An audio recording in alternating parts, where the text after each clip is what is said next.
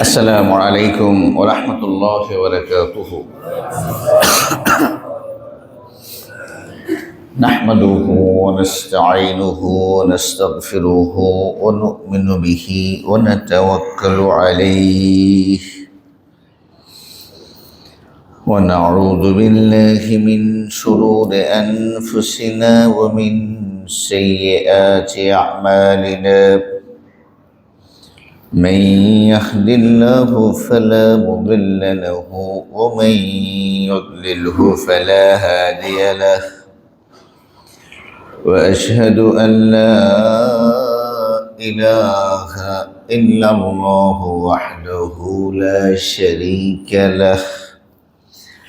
وأشهد أن سيدنا وحبيبنا محمدا عبده ورسوله الذي أرسله بالحق بشيرا ونذيرا وداعيا إلى الله بإذنه وسراجا منيرا. قال الله تعالى في القرآن الكريم والفرقان الحميد: أعوذ بالله من الشيطان الرجيم. بسم الله الرحمن الرحيم. واعبد ربك حتى يأتيك اليقين. اللهم صل وسلم وبارك على محمد وعلى آله وصحبه أجمعين. সম্মানিত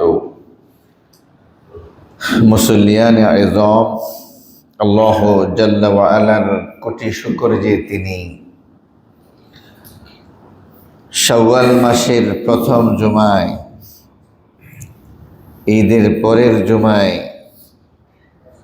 আমাদেরকে মসজিদে আসার সুযোগ করে দিয়েছেন। কালিমাতুশ শুকর আদায় করে পড়ছি আলহামদুলিল্লাহ। লোকজন কি গ্রামের বাড়িতে গিয়েছে নাকি ইবাদত করে ক্লান্ত হয়ে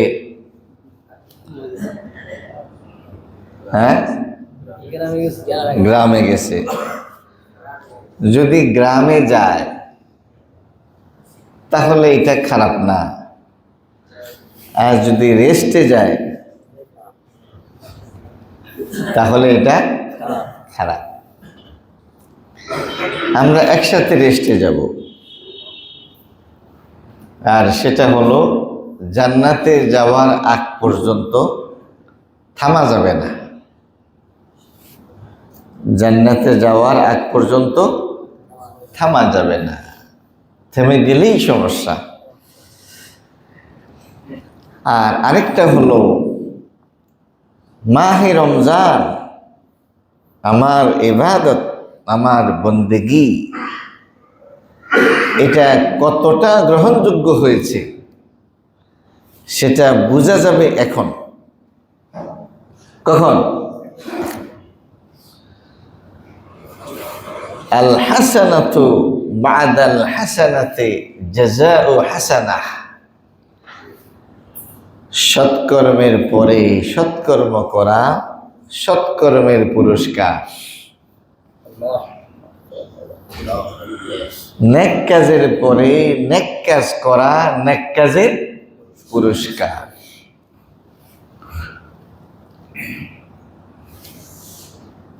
as-sayyi'atu ba'da as-sayyi'ati jazaa'u sayyi'ah। নাউযু বিল্লাহি মিন যালিক। পাপের পরে পাপ করা পাপের শাস্তি। পাপের পরে পাপ করা পাপের শাস্তি।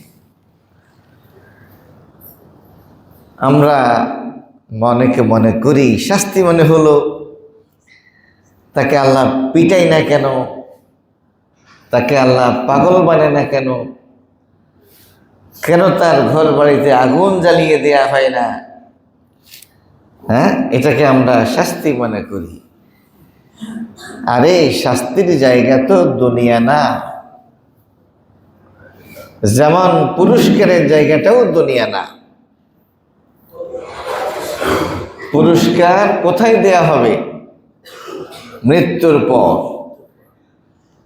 শাস্তি কোথায় দেওয়া হবে? সেটাও মৃত্যুর পর।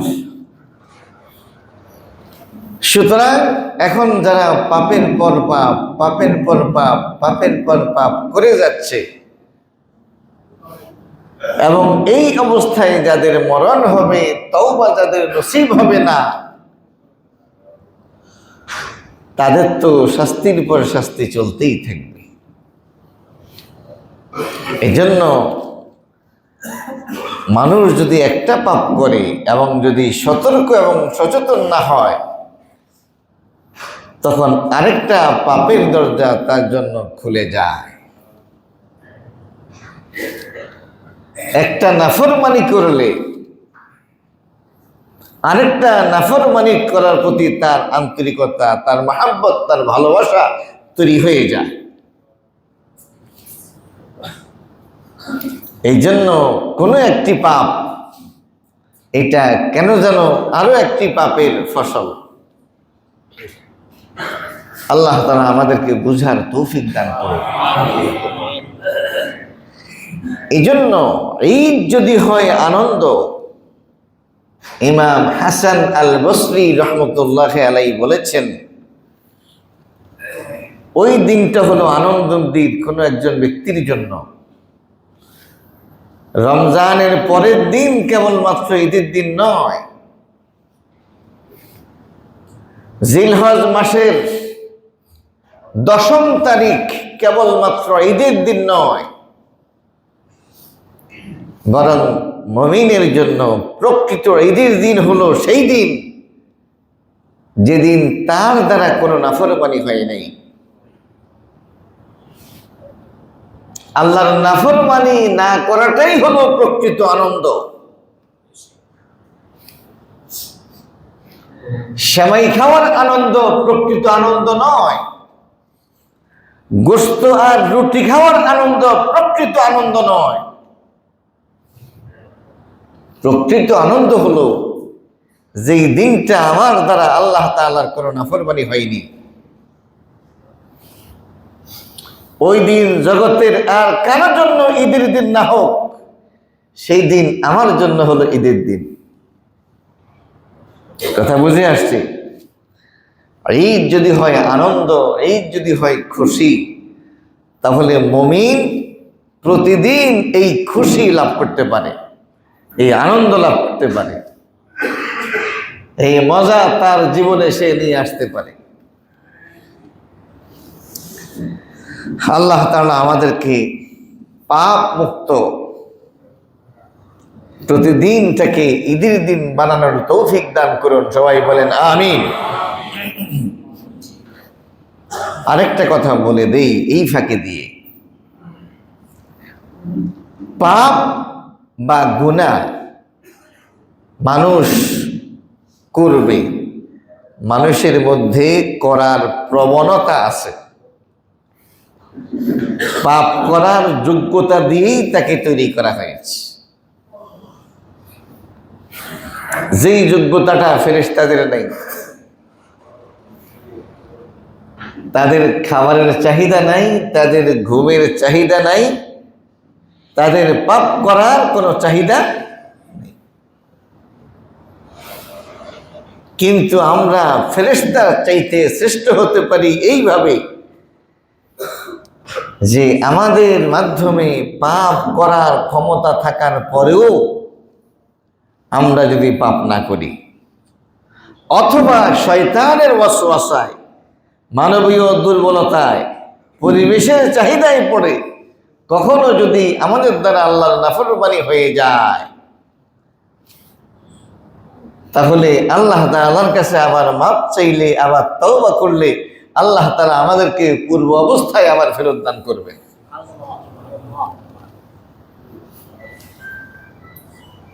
আত্তাইবু মিনাজ যামবি কামান লা যামবা লাহু। পাপ করার পরে কেউ যদি তওবা করে, তার অবস্থা এমন হয় যেন সে কোনো পাপই করে নেই, যেন সে কোনো পাপই করে নেই। সুতরাং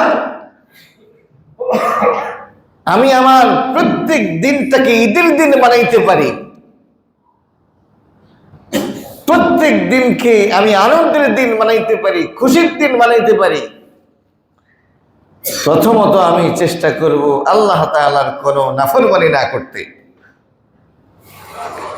এরপরেও যদি আমার দ্বারা কোনো নাফরমানি হয়ে যায়, আমি যখন রাতে ঘুমাতে যাব তখন আমি আল্লাহ তাআলার কাছে তওবা করে ইস্তেগফার করে আমি যদি ঘুমাইতে পারি, তাহলে আল্লাহ তাআলা আমার এই তওবার দ্বারা, ইস্তেগফারের দ্বারা আমাকে মাফ করে দিবেন।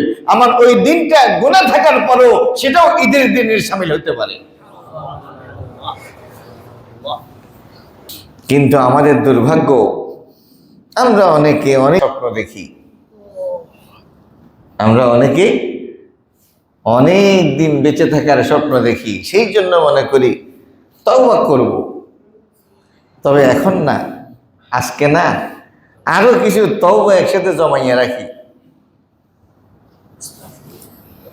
আমরা যেরকম অনেকে ময়লা কাপড় চোপড়গুলোকে আমরা প্রতিদিন জমা করতে থাকি, একসাথে কয়েকদিন পরে ওয়াশিং মেশিনে আমরা ঢোকাবো।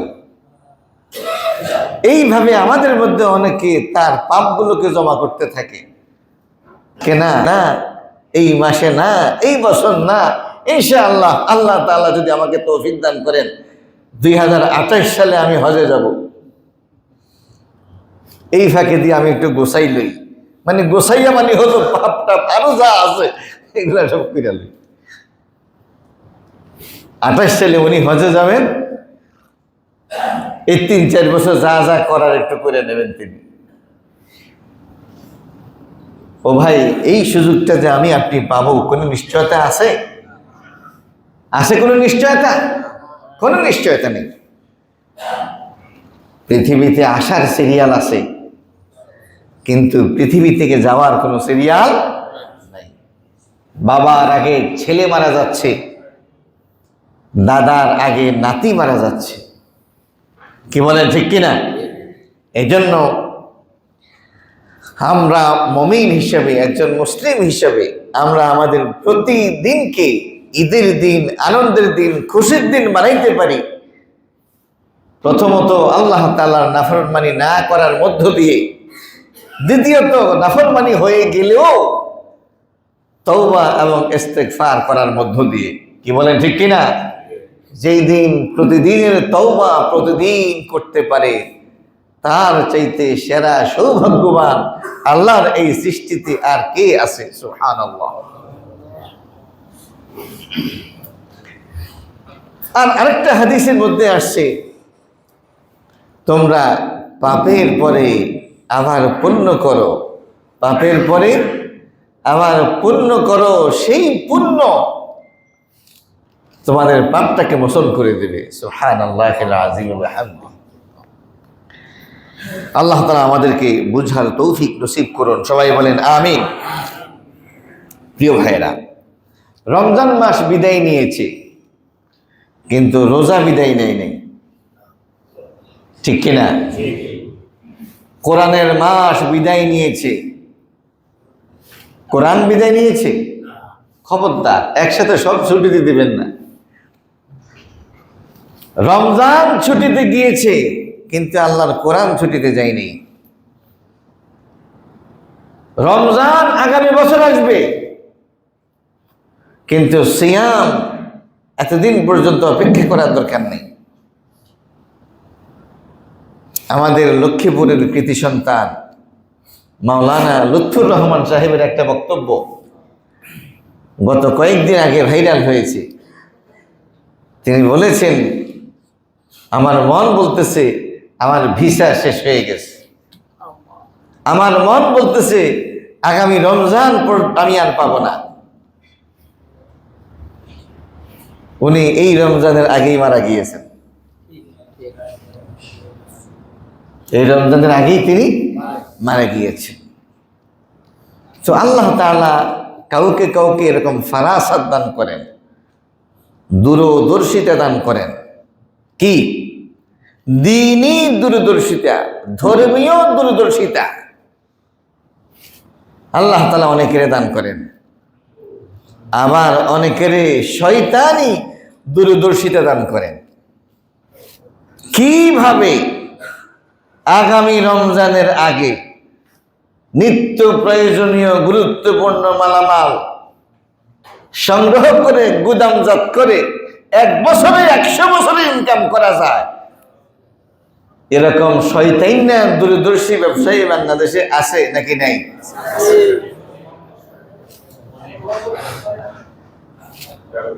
এই দূরদর্শিতা নয়, দ্বীনি দূরদর্শিতা। কি দূরদর্শিতা? সুবহানাল্লাহ, কি কথা! তার জীবদ্দশায় তার কথা ভাইরাল হয়েছে। তিনি বলতেছেন, আমার তো ভিসা শেষ হয়ে গেছে, আমার মন বলতেছে আমি আগামী রমজান পর্যন্ত আপনাদের সাথে আর থাকতে পারবো না। ঠিক এই রমজানের আগে আল্লাহ তাআলা তাকে দুনিয়া থেকে উঠে নিয়ে গেছেন। তো যেটা বলছিলাম প্রিয় ভাইরা, আগামী রমজান আমি আপনি পাবো কোনো নিশ্চয়তা আছে? কোনো নিশ্চয়তা নেই। কিন্তু আগামী 1 বছর আমরা এরকম কিছু নীতি, এরকম কিছু সিস্টেম আর পদ্ধতি অবলম্বন করব যে এর কারণে আল্লাহ তাআলা আগামী 1 বছর রোজা রাখার সওয়াব আল্লাহ তাআলা আমাদেরকে দান করবেন। এরকম কিছু সিস্টেম আল্লাহর শরীয়তের মধ্যে আছে। তার মধ্যে একটা সিস্টেম হলো প্রত্যেক মাসের 3 দিন রোজা রাখা। প্রত্যেক মাসের 3 দিন রোজা রাখা। সেই 3 দিন কোনটা? 13, 14 এবং 15। 13, 14, 15। কেবলমাত্র জিলহজ মাসের 13 তারিখ টাচ করা যাবে না, কারণ জিলহজ মাসের 10 তারিখ হলো ঈদের দিন, ওই দিন রোজা রাখা হারাম। 11, 12, 13 ওই আইয়ামে 20 আইয়ামুত তাশরিক, ওই সময়টা হলো আল্লাহ তাআলার পক্ষ থেকে মেহমানদারির দিন। কিসের দিন? মেহমানদারির দিন। ওই সময়ে আল্লাহর মেহমানদারি গ্রহণ করা তার গোলামদের জন্য ফরজ, ওই সময়ে রোজা রাখা তার জন্য হারাম। অবশ্য জিলহজ মাসের 1 তারিখ থেকে 9 তারিখ পর্যন্ত রোজা রাখার সুযোগ। 9 তারিখ হলো আরাফাত দিন। কিসের দিন? আরাফাত দিন। নবী সাল্লাল্লাহু আলাইহি ওয়াসাল্লাম বলেছেন, যে ব্যক্তি আরাফাত দিনে রোজা রাখে আল্লাহ তাআলা তার 2 বছরের গুনাহকে মাফ করে দেবেন। তাহলে আমরা কি আগামী রমজান রোজা রাখবো নাকি এর আগেও কিছু রাখবো? তবে সেটা ফরজ না। সেটা কি না? সেটা ফরজ না। সেটা ফরজ না। একজন ব্যবসায়ীর ততটুকুন পর্যন্ত ব্যবসায়ী সময় দেয়া ফরজ, ব্যবসা করা ফরজ, উপার্জন করা ফরজ, যতটুকুন দিয়ে তার পরিবারের ভরণ পোষণ হয়। কি বলেন, ঠিক কিনা? 5 জন সদস্যের একটা পরিবারে যদি 25,000 টাকা হয়, তাহলে তাদের খাবারের জন্য যথেষ্ট হওয়ার কথা।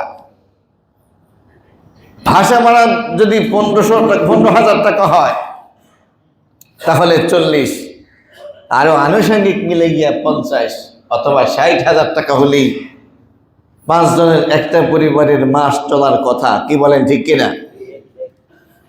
কিন্তু 60,000 টাকা ইনকাম করে আমার ব্যবসায়ী কোনো ভাই কি থেমে গেছে? মাসে 6 লক্ষ টাকা কামায়, এরপরেও কি বলে আমার আর দরকার নেই? মাসে 60 লাখ টাকাও কামায়, এরপরেও কি সে ব্যবসা বন্ধ করেছে? মাসে 6 কোটি টাকা কামায়, এরপরেও সে বন্ধ হয়েছে না। ব্যবসা শুধু বাড়াইতেই আছে, বাড়াইতেই আছে, বাড়াইতেই আছে। তাহলে ক্ষণস্থায়ী দুনিয়ার জন্য আপনার এত সম্পদের প্রয়োজন, যেই জীবনের শুরু আছে শেষ নাই, সেটার জন্য শুধু ফরজ আমল করে থেমে যাবেন কি? যখন আমরা মায়ের পেটে ছিলাম ওই জায়গাটা আমাদের জন্য কি যথেষ্ট ছিল না? যথেষ্ট ছিল। আমার খাবার, আমার পানীয়, আমার প্রোটিন, হ্যাঁ, আমার মিনারেল, যা যা যা যা প্রয়োজন সবকিছু তো আমি সেখানে থেকেই পূর্ণ করেছি। কি বলেন, ঠিক কিনা? তখন যদি আমাকে বলা হতো তুমি এখন যেখানে আসো এর থেকে কোটি গুণ বড় একটা দুনিয়াতে তোমাকে দেওয়া হবে কিছুদিন পর, তখন আমি তো নিশ্চয়ই সেখানে বলেছিলাম যে এই সামান্য জায়গা এটা তো আমার জন্য যথেষ্ট, এর থেকে কোটি গুণ বড় দুনিয়া দিয়ে আমি কি করব? আমাকে যখন এই দুনিয়াতে দেয়া হলো, আমি কি সামান্য দুনিয়া পাইয়া সন্তুষ্ট? আরো চাই, আরো চাই, আরো চাই। এই জন্য মায়ের পেটে থাকা অবস্থায় এই দুনিয়ার গুরুত্ব যেরকম বুঝি নাই, দুনিয়াতে থাকা অবস্থায় আখিরাতের কত বড় কত নাজ নেয়ামত দরকার এটা কিন্তু বোঝা সম্ভব হবে না। এই জন্য সর্বশেষ জান্নাতে যিনি, যার পরে আর কেউ জান্নাতে যাবে না, জাহান্নাম থেকে পোড়া হওয়ার পরে, কয়লা হওয়ার পরে তাকে যখন আবে জমজমের পানি দিয়ে পরিষ্কার পরিচ্ছন্ন গোসল করিয়ে তাকে যখন বলা হবে যাও জান্নাতে, ফায়ুখাইয়ালু ইলাইহি আন্নাহা মালআহ, তার কাছে তখন মনে হবে আমি এত পরে জান্নাতে যাচ্ছি, আমার জন্য কি কোনো জায়গা আছে?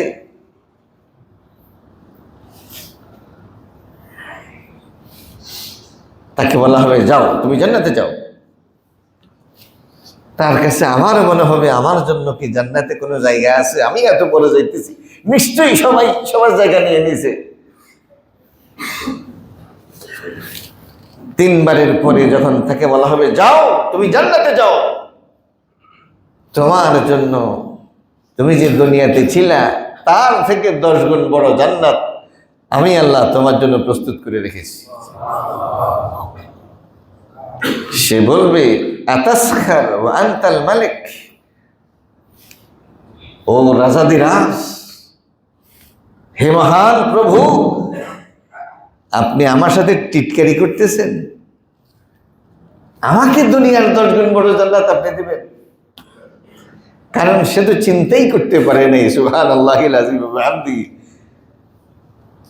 একজন সর্বনিম্ন জান্নাতীর জান্নাত কত বড় হতে পারে সে চিন্তাও করতে পারে নাই।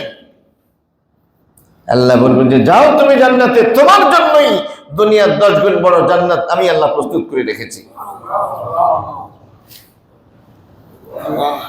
তাহলে যেই লোকটা জাহান্নামে যাবে না, প্রথম চান্সে যেই লোকটা জান্নাতে যাবে তার জান্নাত কত সুন্দর, কতটা নয়নাভিরাম হবে একটু চিন্তা করে দেখুন।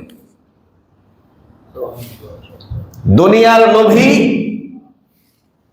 তার যত বেশি দুনিয়া থাকুক না কেন, সে যেরকম থেমে যায় না, আশিকে জান্নাত, জান্নাতের লোভী, সেও তার ইবাদত বন্দেগীতে কখনো বিরক্ত হবে না এবং তার মধ্যে কি আসবে না? অলসতা আসবে না, যতক্ষণ না সে আল্লাহ তাআলার জান্নাতের মেহমান হয়ে যায়।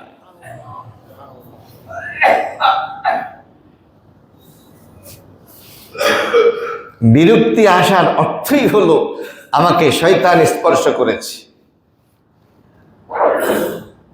আর ততক্ষণ পর্যন্ত আল্লাহ তাআলা বিরক্ত হন না যতক্ষণ ইবাদতকারী নিজে বিরক্ত না হয়। আমি বিরক্ত হলে আল্লাহ বিরক্ত হয়, আমি যদি বিরক্ত না হই আল্লাহ তাআলা বিরক্ত হবেন না। সুতরাং এই শাওয়াল মাসে আমরা চেষ্টা করব 6টা রোজা রাখার জন্য। কয়টা? 6টা। নবী মুহাম্মদুর রাসূলুল্লাহ সাল্লাল্লাহু আলাইহি ওয়াসাল্লাম বলেছেন, মান সামা রমাদানা সুম্মা আতবাআহু সিত্তাম মিন শাওয়াল কানা কাসিয়ামিদ দাহর। যে ব্যক্তি রমজান মাসের রোজাগুলো রাখলো, অতঃপর শাওয়াল মাসের 6টা রোজা রাখলো, কয়টা? সে যেন সারা বছর রোজা রাখলো। সুবহানাল্লাহিল আযীম। তাহলে মাত্র 6টা রোজা রাখলে, সারা বছর রোজা রাখলে যে সওয়াব হয়, আল্লাহ তাআলা আমাদেরকে সেই সওয়াব। রোজা হলো 6টা, আল্লাহর সওয়াব দেওয়ার নিয়ম হলো কমপক্ষে 10 গুণ। কত গুণ? তাহলে 6 পূরণ 10 সমান সমান কত? 60 মানে 2 মাস। 60 মানে রমজান রোজা রাখছি কয় মাস? 1 মাস। আল্লাহ তাআলা ধরবেন আমার বান্দা 10 মাস রোজা রাখছে কমপক্ষে। তাহলে রমজান মানে হলো 10 মাস, আর 6টা মানে হলো 2 মাস, সমান সমান বছর কত মাসে হয়? 12 মাসে। হিসাব ক্লিয়ার। এখন প্রশ্ন আসে, হুজুর, যারা রোজার মাসের বিভিন্ন ভাঙতি রোজাগুলো রয়ে গেছে, যেমন আমাদের মায়েদের, বোনদের যে বাধ্যতামূলক যেই রোজাগুলো তারা রাখতে পারেননি, অথবা পুরুষদের মধ্য থেকে যারা অসুস্থ ছিল, সফরে ছিল, বিভিন্ন কারণে রোজা রাখতে পারে নাই, এখন কি তারা ওই ভাঙতি রোজাগুলো আগে রাখবে নাকি শাওয়ালের রোজাগুলো আগে রাখবে? এরকম প্রশ্ন আছে নাকি নেই? এই ক্ষেত্রে কথা দুইটা। একটা কথা হলো, শেখ সালেহ আল উসাইমিন রাহিমাহুল্লাহ সৌদি আরবের সর্বোচ্চ উলামা পরিষদের একজন সদস্য ছিল। তিনি বলতে চাচ্ছেন যে নবীজি বলেছেন, মান সামা রমাদান, যে ব্যক্তি রমজানের রোজা রেখেছে, সুম্মা অতঃপর শাওয়ালের 6টা রেখেছে। এখন যেই ব্যক্তি রমজান মাসে 25টা রাখলো, তার তো রমজান কমপ্লিট হয়নি। হাদিসে বলছে আগে তো রমজান কমপ্লিট করবে, এরপরে 6টা রাখবে। কথা কি বুঝে আসছে? উনি বলতে চাচ্ছেন এই সওয়াব পাওয়ার জন্য শর্ত হলো রমজানের কাজাগুলো আগে কমপ্লিট করতে হবে। রমজানের কাজাগুলো আগে কি করতে হবে? কমপ্লিট করতে হবে, এরপরে 6টা রাখতে হবে, অন্যথায় এই সওয়াব পাওয়া যাবে না। কিন্তু আমরা দেখি হযরত আয়েশা সিদ্দিকা রাদিয়াল্লাহু তাআলা আনহা, তিনি ফকিহ সাহাবী ছিলেন, নবী মুহাম্মদ সাল্লাল্লাহু আলাইহি ওয়াসাল্লামের একমাত্র কুমারী স্ত্রী ছিলেন, কম বয়স্কা ছিলেন। তিনি বলতেন যে আমরা আমাদের রমজানের কাজাগুলো পূর্ণ করতাম শাওয়াল মাসে, শাবান মাসে। কোন মাসে? শাবান মাস কোনটা? রমজানের আগের মাস। কারণ নবী মুহাম্মদ সাল্লাল্লাহু আলাইহি ওয়াসাল্লাম শাবান মাসে 1-2টা দিন ছাড়া পুরো মাস তিনি রোজা রাখতেন। পুরো মাস তিনি কি করতেন? তাহলে আমরা রমজানের কাজাগুলো করতাম কোন মাসে? শাবান মাসে। তাহলে এর আগে 10 মাস ওনারা কোনো রোজা রাখতেন না? নিশ্চয়ই রাখতেন, নিশ্চয়ই রাখতেন। এই জন্য অনেকের মতে যদি রমজানের কাজাগুলো আগে কমপ্লিট করে শাওয়ালের 6 রোজা তিনি রাখতে পারবেন, তাহলে তিনি আগে কাজাগুলো আদায় করবেন। আর যদি কেউ মনে করে 1 মাসে আমার পক্ষে এতগুলো রোজা রাখা সম্ভব না,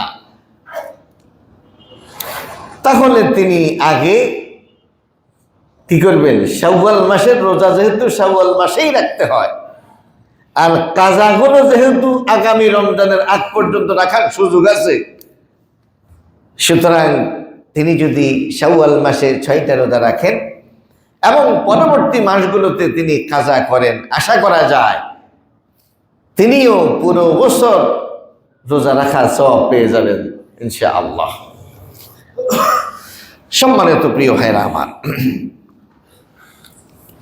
আমাদের উচিত হলো নফল ইবাদতের প্রতি নজর দেয়া। কিসের প্রতি? নফল ইবাদতের মাধ্যমে বান্দা আল্লাহ তাআলার নিকটবর্তী হয়ে যায়। আমার সাথে রিকশাওয়ালার চুক্তি হয়েছে গুলিস্তান থেকে, টিটিপাড়া থেকে, সাইদাবাদ থেকে। আচ্ছা, আমাকে ভূতের গলিতে শহীদ জামে মসজিদের সামনে নামাই দেবেন। ভাড়া কত? ভাড়া যদি 60 টাকা হয়, আমি যদি তাকে 60 টাকা দিয়ে দেই, সে খুশিও হয় না, সে বেজারও হয় না। কি ঠিক কিনা? 60 টাকা দেওয়ার পর আমি যদি তার হাতে আমার 10টা টাকা তুলে দিই, সে অনেক বেশি খুশি হয়ে যায়। কি বলেন, ঠিক কিনা? মানে 60 টাকা দিয়ে আমি তার হৃদয় জয় করতে পারি নাই, কারণ সে জানে এটা তো আমি পাবই, উনি আমাকে দিতে বাধ্য। ফরজের পরে যখন অতিরিক্ত আমি আমার তাকে 10টা টাকা দিলাম, সে খুব খুশি হয়ে গেছে। কি ঠিক কিনা? যেই দোকানে আমরা সদাই কি করি, কেনাকাটা করি, আপনি 1 কেজি তেল নিলেন, খোলা তেল 1 কেজি, সে আপনাকে দেওয়ার পরে আরো একটু তেল যদি আপনাকে বাড়িয়ে দেয়, ওই সামান্য তেলের কারণে আপনি কিন্তু এজ এ কাস্টমার তার হৃদয়ের মধ্যে ঢুকে গেছেন। কি বলেন, ঠিক কিনা? ওই দোকানদার আপনার কাছে খুব মহাব, খুব প্রিয় হয়ে গেছে। অনুরূপ ভাবে হাদিসের মধ্যে আসছে, হাদিসে কুদসি, আল্লাহ তাআলা বলতেছেন, আমার গোলাম যখন ফরজ ইবাদতের পরে নফল ইবাদত করতে থাকে, তখন সে আমার নিকটবর্তী হয়ে যায়, সে আমার মুকাররাব হয়ে যায়, সে আমার কাছে এসে যায়। কিরকম কাছে আসে? আল্লাহ বলতেছেন, আমি আমার বান্দার চোখ হয়ে যাই, যে চোখ দিয়ে সে দেখে। সুবহানাল্লাহ। আমি আমার বান্দার হাত হয়ে যাই, এটা তখন বান্দার হাত থাকে না, এটা আমার হাত হয়ে যায়। আমি আমার বান্দার পা হয়ে যাই, যা দিয়ে সে হাঁটে, যা দিয়ে সে কি করে। তার মানে হলো ফরজের পরে নফল ইবাদতের মাধ্যমে বান্দা আল্লাহ তাআলার এতটাই নিকটবর্তী হয়ে যায়, তখন সে তার চোখ দিয়ে আল্লাহর পছন্দের বাহিরে কোনো জিনিস দেখতে পারে না। সে তার কদম দিয়ে আল্লাহর পছন্দের বাহিরে কোথাও হাঁটতে পারবে না। সে তার হাত দিয়ে আল্লাহ তাআলার পছন্দের বাহিরে কোথাও স্পর্শ করতে পারবে না। এই জন্য ভাইরা আমার, ফরজ ইবাদতের বাহিরে নফল ইবাদতের মধ্যে রোজা আছে, নামাজ আছে। নামাজ আছে নাকি নেই? ফজরের নামাজের 2 রাকাত সুন্নত, রাগিবাতা আল ফজর খায়রুম মিনাদ দুনিয়া ওয়া মা ফিহা। এই 2 রাকাত সুন্নতের মর্যাদা হলো দুনিয়া এবং দুনিয়ার মধ্যে যা কিছু আছে তার থেকে উত্তম।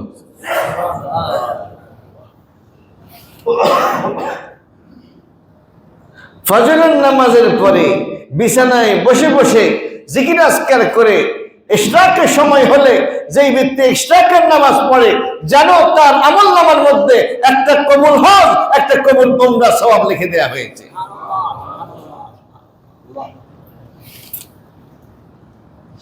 দেখছেন নফলের মর্যাদা? দেখছেন একটা উমরা করতে কত টাকা লাগে? 1.5 থেকে 2 লাখ টাকা লাগে। একটা হজ করতে কত টাকা লাগে? 7 থেকে 8 লাখ টাকা লাগে। 40-50 দিন সময় লাগে। এরপরেও যে আপনার উমরা বা হজ কবুল হয়েছে কোন নিশ্চয়তা আছে? ফরজ ইবাদতের পর এইভাবে নফল ইবাদতের মর্যাদা আল্লাহ তাআলা রেখে দিয়েছেন।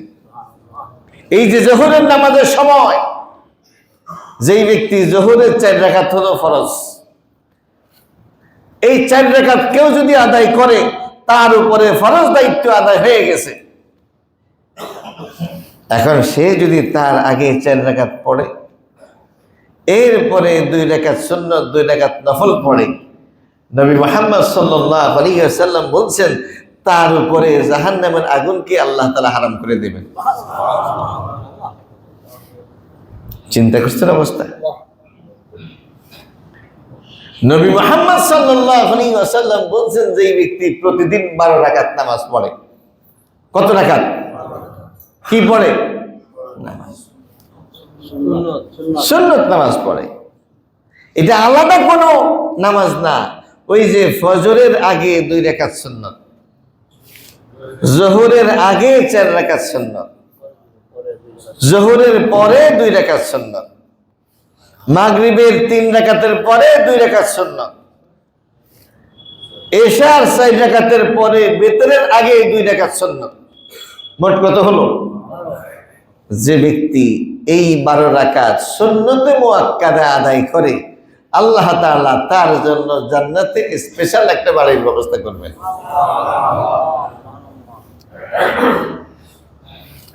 এই জন্য নফল ইবাদত গুলো আমাদের করা দরকার নাকি দরকার নেই? হ্যাঁ, দরকার। আল্লাহ তাআলা আমাদেরকে বুঝার তৌফিক দান করুন। রমজান আসার পরে যারা পরিতৃপ্ত হয়ে ইবাদত বন্দেগীর মধ্যে গাফলত এসে যাবে, অলসতা এসে যাবে, আপনি এটা নিশ্চিত করে লিখে নেন আপনার রমজানের রোজা ঠিকমতো আদায় হয়নি। আপনি এটা নিশ্চিত হন যে আপনার রমজানের রোজা কবুল হয় নাই। এর প্রমাণ, রমজানের পর আপনি আগের মতো ফজরের নামাজ পড়তে পারেন না, রমজানের পরবর্তী মাসে আপনি আগের মতো নামাজগুলো পড়তে পারেন না, আপনার নামাজ কাজা হয়ে যায়, নামাজ ছুটে যায়। এর অর্থ হলো আপনার রমজানের রোজা কবুল হয়নি।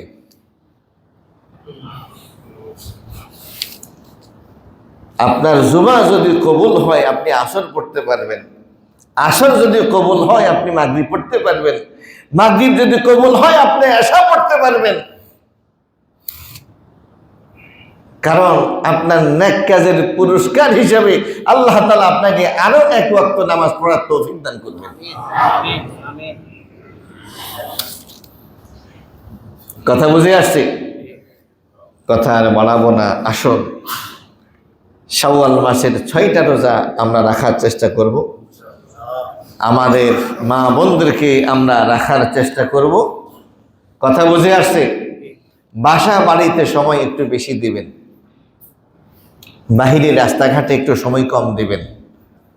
নবী মুহাম্মদ সাল্লাল্লাহু আলাইহি ওয়াসাল্লাম বলছেন এমন এক সময় আসবে, ওই সময়ে তোমাদের ঘরেই বেশি অবস্থান করা উচিত। কারণ বাহিরে গেলেই ফিতনা, বাহিরে গেলেই ফাসাদ। ঈদের আগের দিন আসরের সময় ইতিকাফের লোকজনের সাথে বাইরের লোকজনের মারামারি,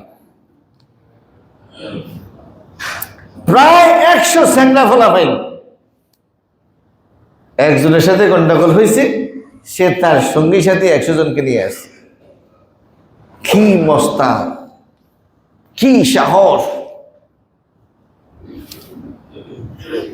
তার মানে হলো ভাইজান, বাহিরের পরিবেশ কিন্তু ভালো না। সন্তান সন্ততিকে নিজের বগলের মধ্যে আগলাই রাখবেন, মেয়েগুলোকে নিজে প্রতিষ্ঠানে নিয়ে যাবেন, নিজের প্রতিষ্ঠান থেকে নিয়ে আসবেন, তাদের হাতে মোবাইল দেবেন না। ফেসবুক কি জিনিস এটা যাতে তাদের কাছে অপরিচিত থাকে। কথা বুঝে আসছে? নিজেরাও সংশোধিত হন, পরিবারকেও সংশোধন করার চেষ্টা করেন, সন্তান সন্ততিগুলোকে আল্লাহর রহমত মনে করে তাদেরকে ইসলামী শিক্ষায় শিক্ষিত করার চেষ্টা করেন। তাদেরকে বলগাহীনভাবে ছেড়ে দেবেন না, তারাও জাহান্নামী হবে, আপনাকেও জাহান্নামে নিয়ে ছাড়বে। আল্লাহ তাআলা আমাদের সবাইকে রমজান পরবর্তী শাওয়াল মাসের 6টি রোজা রাখার তৌফিক নসিব করুন। আমিন। ওয়া সাল্লাল্লাহু তাআলা আলা খাইরি খালকিহি মুহাম্মদ ওয়া আলা আলিহি ওয়া সাহবিহি আজমাইন।